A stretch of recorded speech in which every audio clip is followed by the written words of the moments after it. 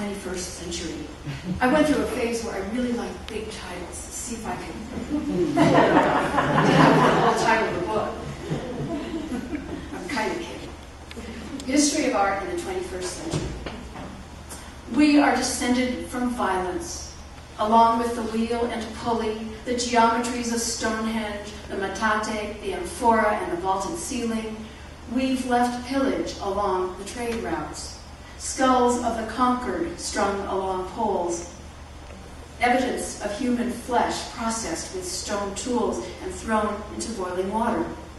This recently has been revealed, despite our objections, by carbon dating, computer simulation, and scientists huddled over shards of disturbingly marked bone. But the artist who trickles colored sand on this wooden floor today dwells clearly in a peaceful universe, his hand guided by impulse that resembles the kindness of animals who raise their heads and tilt their ears into the wind countless times a day, then go back to grazing. The perfect circles and lines, then the shadings that spill from his hands seem to carve his painting deep into the floor. We only think we know where we've been, he says quietly, spilling us into his version of time. A flick of his wrist, the arc of his arm, and all the murky weather we may have brought here disappears into dunes of color, borders made flush, lines deliberate and fine as laser cuts.